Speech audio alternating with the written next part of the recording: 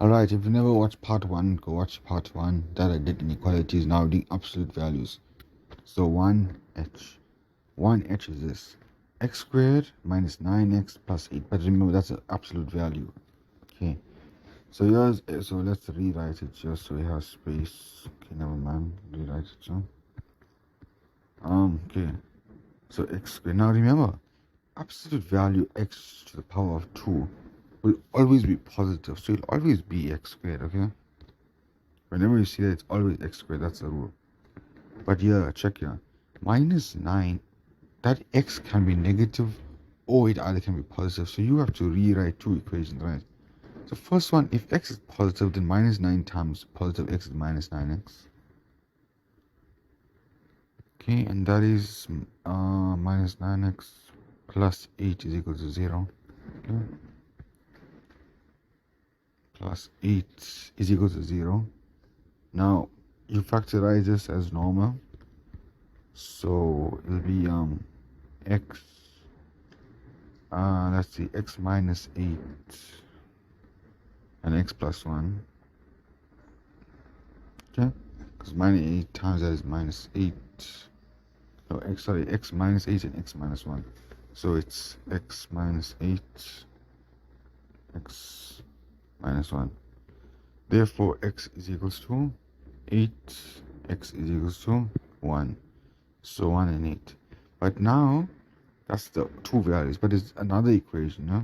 Because I told you now, what happens if x is negative? So that is x squared. But see, minus 9 times negative x is plus 9x. X plus 8 is equal to 0. Now the factors x plus 8 and x plus 1. Yeah, x plus 8 and x plus 1. So x plus 8, okay, then x plus 1. So x is equal to minus 1, x is equal to minus 8. So x is equals to 1, x is equals to minus 8, x is equals to 8, and x is equals to 1. That's the answer for that. Okay, so now we're doing 1i, okay? So I told you the absolute value can be positive or negative, right? So to do this is very, very simple. Again, you make two equations. The first equation is x squared plus x minus 6 is equals to a positive 6.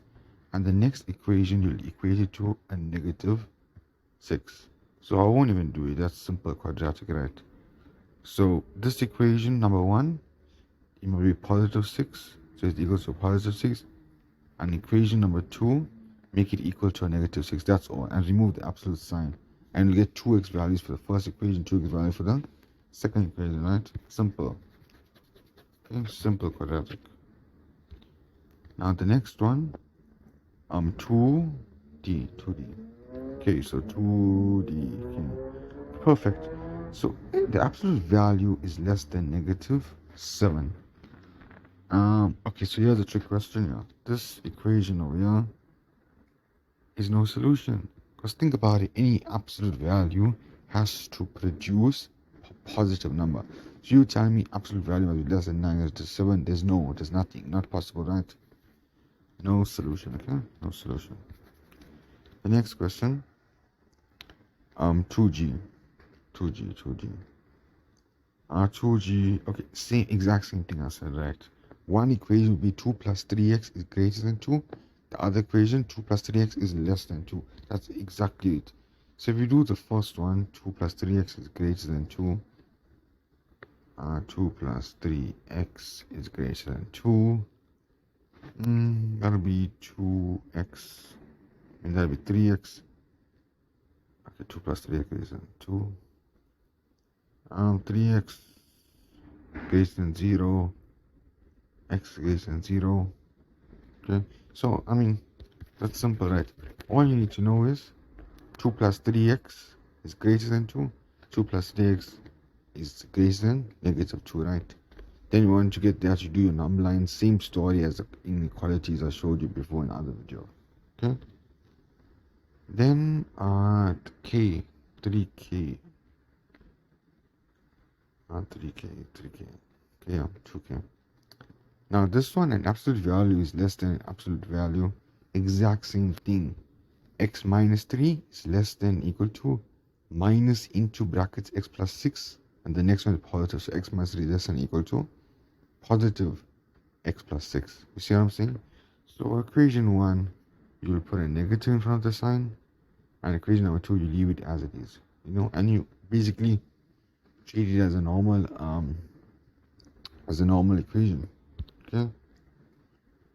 Now remember, all these answers are there in the memos, right? So I'm just explaining how to do it now.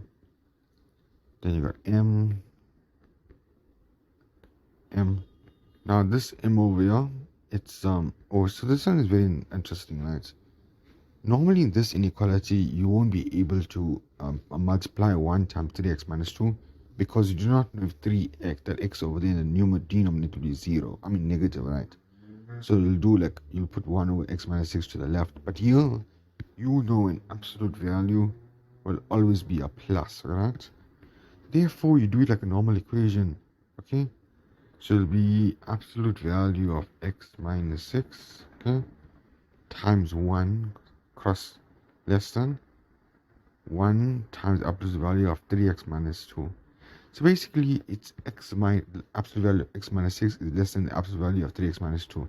And then you do the exact same answer where I said you'll make 1 plus and you'll make 1 negative, right, in front of this sign. So if you got the absolute final, so if you got like absolute value of x minus 6, okay, which is less than the absolute value of 3x minus 2,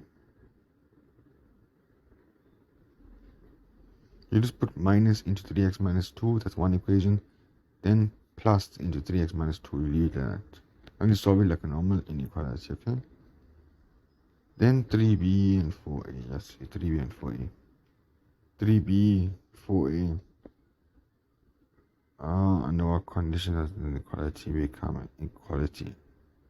So basically what it means is, now, to be honest, I do not know. Suppose A, no, I should, okay, but I do know B, right? I know B. Suppose A is less than B and B is less, show that A squared is greater than B. So all you have to do is make A a number, B a number, okay? So suppose A is less than B. So let's make A1 and B2. No, but B must be less than 0. So in that case, let's make A minus 1, which is less than B, which is 1, and then which is the perfect. So now show that A squared is greater than B squared. So A squared, we made A minus 1, so minus 1 squared is 1, which is greater than B squared. So it's 1. So 1 is greater than 1.